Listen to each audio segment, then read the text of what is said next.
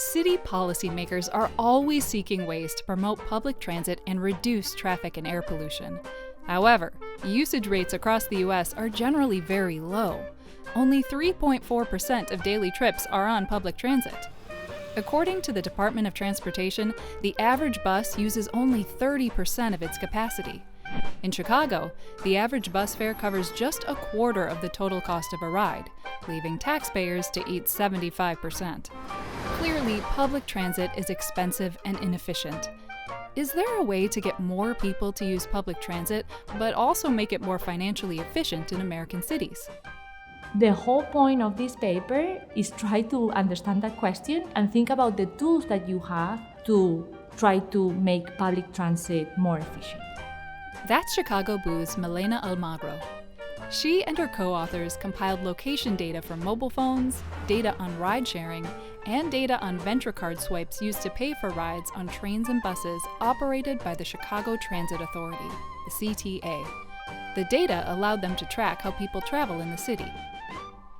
The first thing that we wanted to answer is is this the right level of subsidies? Should the governments invest more money and make public transit more less expensive?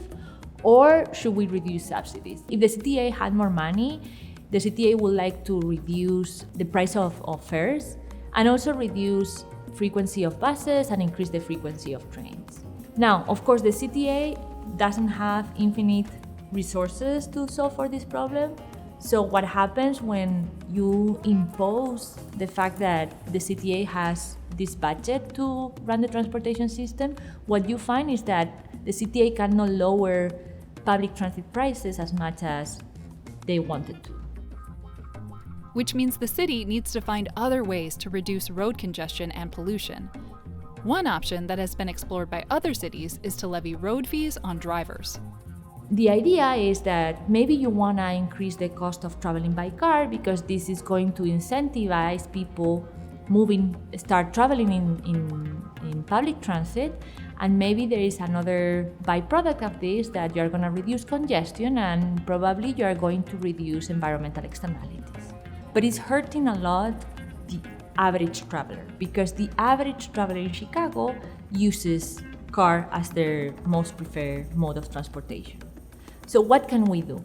What can we do to make this policy be a good thing for the average person in the city of Chicago? The researchers find that, taken one at a time, policies such as road fees, adjusted fare prices, or public transit frequency changes don't have enough positive upside, but a combination of these policies can lead to better outcomes for everyone involved. Implementing a road fee of 37 cents per kilometer, or $14 a day for the average car commuter, could raise enough revenue to essentially make public transit free. So when you put all of this together, what we find is that the average traveler is gonna gain 50 cents per week. And this doesn't sound like a lot, but you should take into account that the city of Chicago has 2.7 million people. So if you add up everything together, this is going to lead to welfare gains of $1 million per week times 52 weeks in a year. This is $52 million per year, which is a very large number if you think about it. A combination of transit policies seems like the best solution. It would make public transit free and reduce traffic and pollution.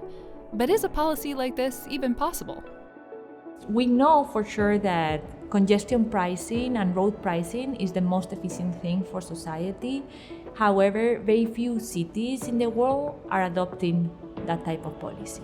Throughout the process of writing this paper, we've been talking to the CTA on a frequent basis, and something that we found out is that they are running on a weekly loss of $11 million. Those $11 million is coming from taxpayer money. So there is a question of how are we going to be able to keep funding public transit?